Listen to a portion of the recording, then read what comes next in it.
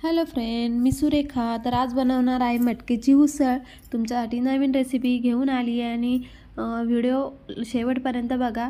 तर मी मटकी पहिले स्वच्छ धुवून आणि इथे मोड आलेली मटकी वापरत आहे. स्वच्छ धुवून तेलामध्ये थोडीशी हळद आणि मीठ टाकून वाफवून घेतलेली आहे, ज्याने टेस्ट अजून चांगला येईल आपल्या भाजीला. आणि मग त्यासाठी एक मसाला बनवलेला आहे, ज्यासाठी मी सुकं खोबरं आणि 2 कांदे तेलामध्ये परतून घेतलेले आहे.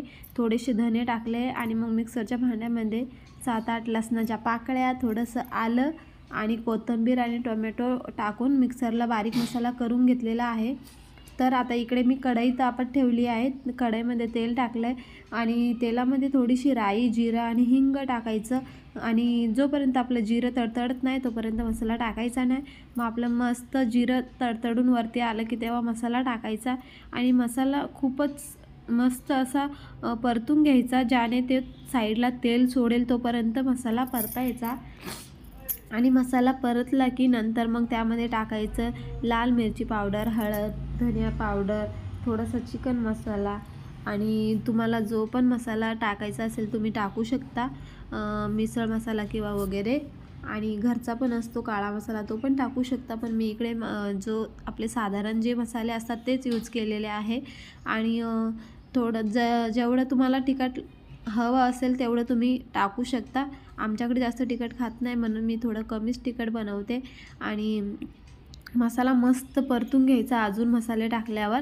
आणि मग तुम्हाला जेवढं पाणी लागेल तेवढं तुम्ही पाणी टाकून शकता, कारण मिसळमध्ये तर पाणी रस्सा खूप जास्त पाहिजे असतो, म्हणून पाणी तुम्हाला लागेल तसं तुम्ही टाकू शकता.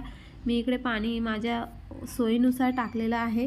आणि मटकी जास्त शिजवायची गरज नाही, कारण ती मी पहिले वाफवून घेतलेली आहे, त्यामुळे अर्धी तर शिजलेलीच आहे ऑलरेडी. आणि मग नंतर आपण मटकी टाकून 1-2 उकळ काढायची. आणि बघू शकता किती छान असा कलर आला आहे उसळला मटकीच्या. आणि नंतर मटकीच्या उसळला जोपर्यंत उकळी येत नाही तोपर्यंत अशी हलवत राहायची. आणि जास्त पण आटू द्यायचं नाही, थोडा रस्सा पातळच ठेवायचा. मग नंतर चवीपुरतं मीठ टाकायचं आणि उकळी आल्यावर थोडंसं आपल्याला हवी तेवढी कोथिंबीर टाकायची. मी तर कोथिंबीर खूप मोकळेपणाने टाकते, कारण मला कोथिंबीर आवडते. मी प्रत्येक भाजीमध्ये कोथिंबीर टाकत असते. आणि तुम्हाला रेसिपी आवडल्यास सबस्क्राईब करा चॅनलला आणि कमेंटमध्ये सांगा कशी वाटलीस रेसिपी. आणि व्हिडिओला लाईक करा, शेअर करा. भेटूया अशाच नवीन व्हिडिओमध्ये न्यू रेसिपीसोबत. Bye guys. आणि अशी सर्व करा. तुम्ही पावसोबत पण खाऊ शकता किंवा चपातीसोबत किंवा भातासोबत. Bye guys.